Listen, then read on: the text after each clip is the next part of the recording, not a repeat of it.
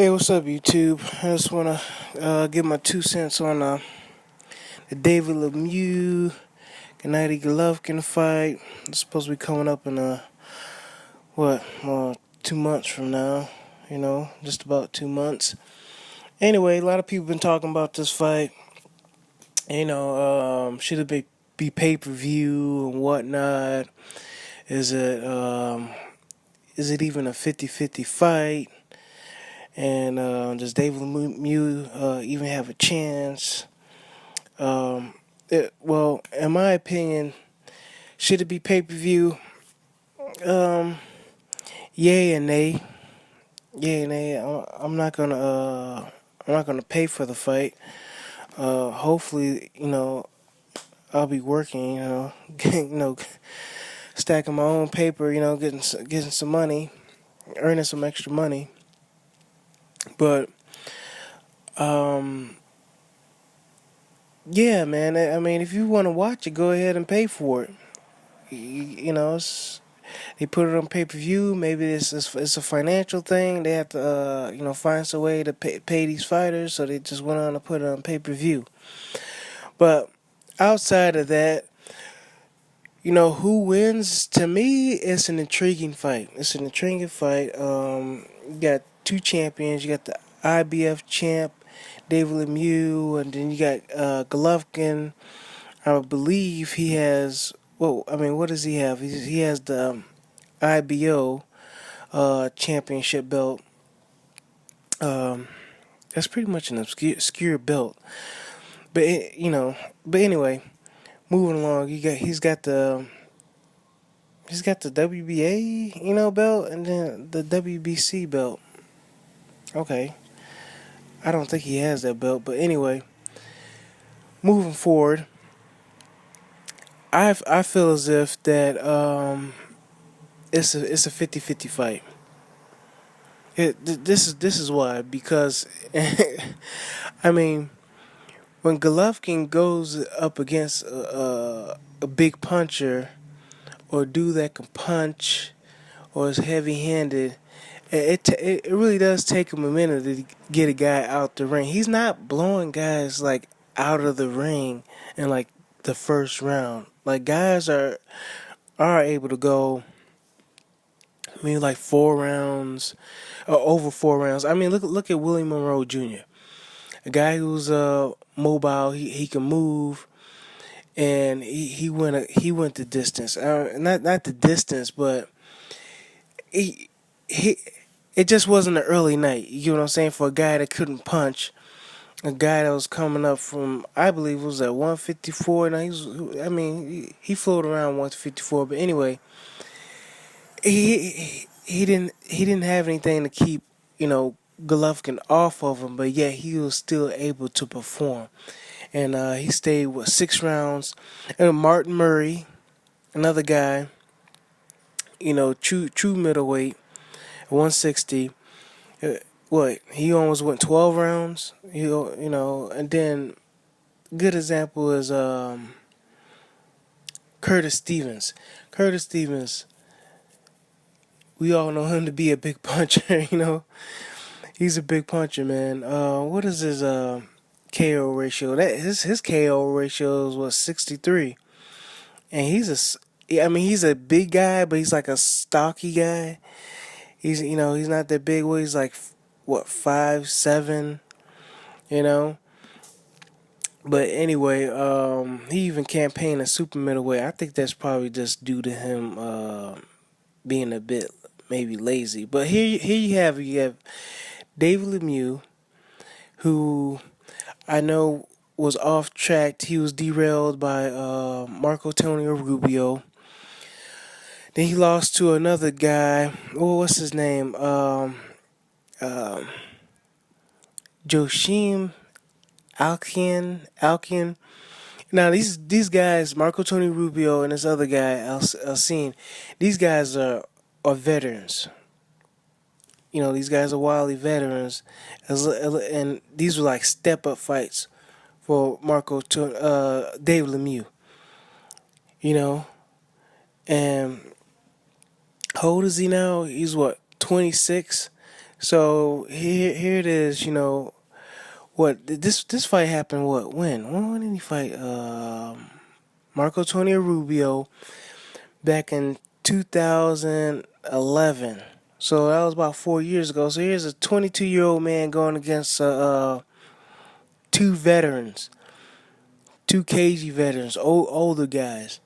And I don't know if you guys know it or not, but these young bucks that it's not an easy task for them to pop off. A lot of these old veterans. A lot of these old veterans know who they are already in the ring, and what I mean by they know who they are is that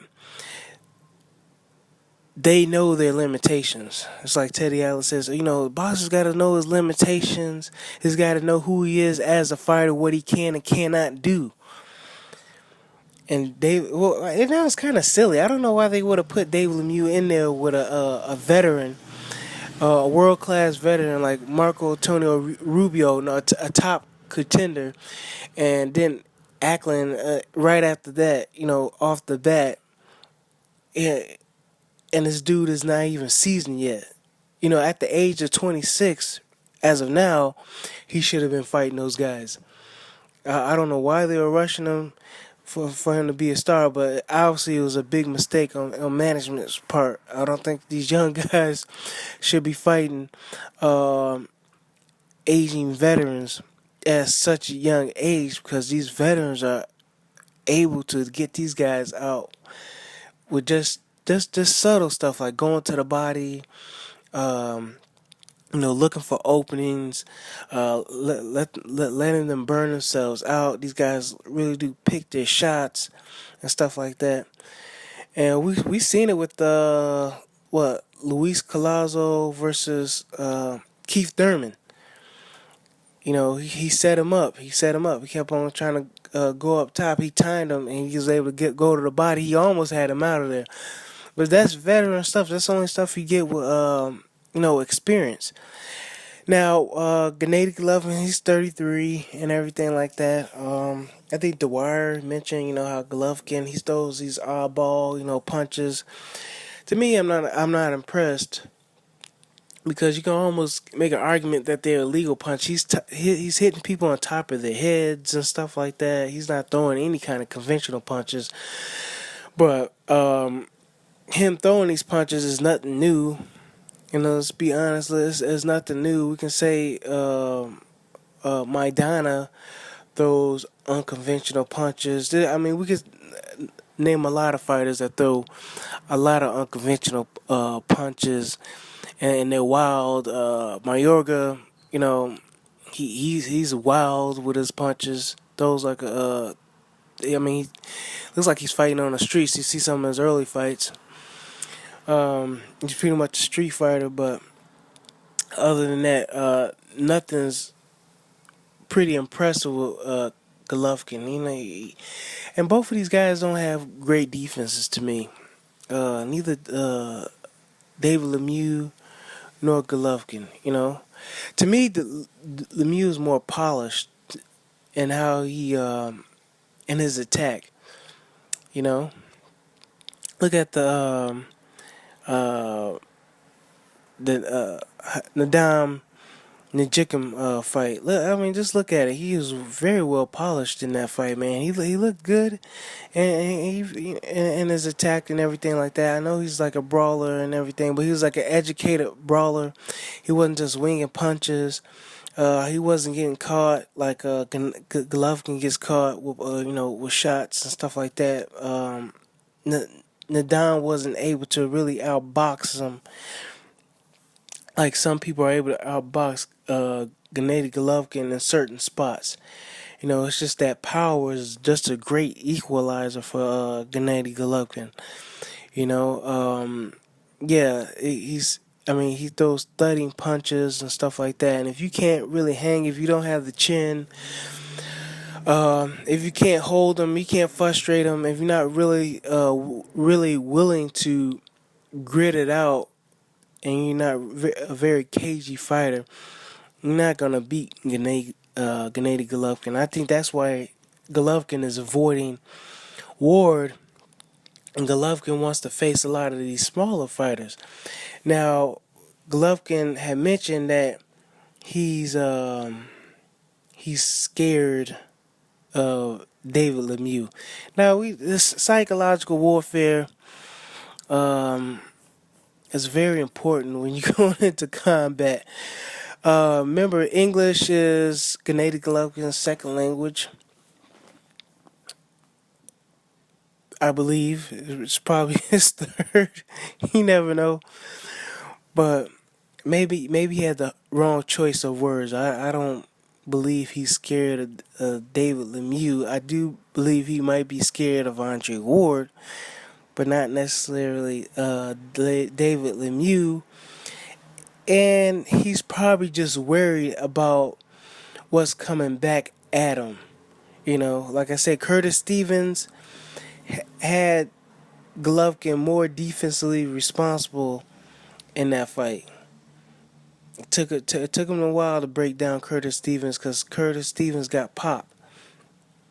He got popped, okay? Now, in this fight, I believe David Lemieux has a chance of knocking out Golovkin. He's confident now, man. He's confident. He has a belt. He knows who he is as a fighter. Guy's 26 years old, and he has a chance to, make himself a star, make himself relevant, and even more in Canada, where he already has a fan base.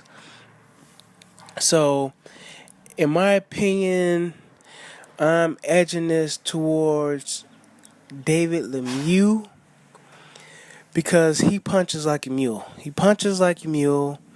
He's confident in himself. Golovkin, you're able to hit him, and I don't see this going 12. I wouldn't be surprised if it did go 12. Look, if David Lemieux knocks down Golovkin, Golovkin's going to be looking to box. He's going to shell up a little bit, and that'll give David Lemieux a chance to outwork him. That's if David Lemieux gets an early knockdown. But if Lemieux gets knocked down early in the fight, then the fight might end by knockout. When David Lemieux got knocked down by Marco Antonio Rubio, even though he was young, he didn't respond well. He didn't bounce back up, and he didn't finish the fight or anything like that. So he's not Njikim, Hassan Njikim, who gets knocked down and bounces right back up. I think how many times did Nadam get knocked down against David Lemieux? Several times. I think 3 or 4 times. Even in the Quillen fight, the guy that got knocked down 6 times. But Lemieux hasn't shown that resilience yet. To get a fighter that's able to get knocked down, bounce right back up, and has the intestinal fortitude and the awareness, the cognitive awareness, even though he's been concussed, to go back to his game plan and stick with a game plan, like Hassan Njikim has shown he's able to do. Even though he's lost fights, but everybody knows that Hassan Nadam, he's going to get back up and go right back to his game plan. He's not going to try to change anything up and be someone he isn't in the ring. So with that, I'm going for the upset, man. I'm looking for David Lemieux to knock out Gennady Golovkin. All right, man. Let me know what y'all think. Bye.